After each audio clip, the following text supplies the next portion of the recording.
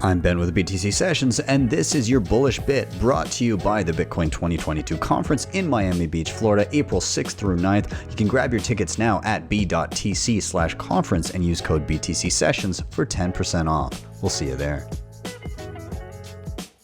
Let's talk about right now the U.S. trade deficit, and they've reported a record of their trade deficit reached $80 billion for the month of September. Look at the Fed's balance sheet. It was $4.3 trillion when we first started this whole mess back in March 2020. And here we are as of November, the balance sheet is at $8.5 trillion, effectively doubled the balance sheet in 20 months. Servicing this debt is going to be a massive problem. They're going to need to print money today to pay the interest for tomorrow. We also have a $1.75 trillion that they're going to be spending in the United States for social spending and a climate bill. And if you think on a global level that other countries have a hold of spending, well, I got something to tell you. The number of nations, the leaders that went to COP23 in Glasgow, it was for the climate summit. They went there to talk about climate and try to fight climate change. And I'm not against that, but how they're trying to achieve it, I don't agree with it. And they're going to be allocating $150 trillion over a span of 30 years. That's $5 trillion a year for 30 years. To give you an idea what $150 trillion is, the world GDP for 2020 for the whole world was $84 trillion.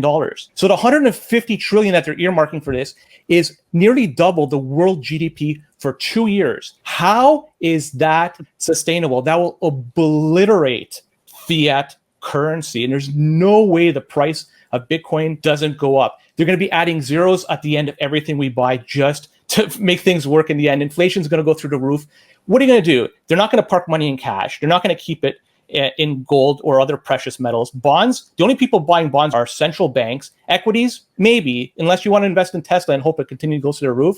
I don't buy it, though. Eventually, you got to park your money in BTC. BTC has been maturing at a faster rate because of what's going on, and we are absolutely screwed. And that's why I'm bullish on BTC. BTC is the best way to park your money and hedge yourself against this massive inflation.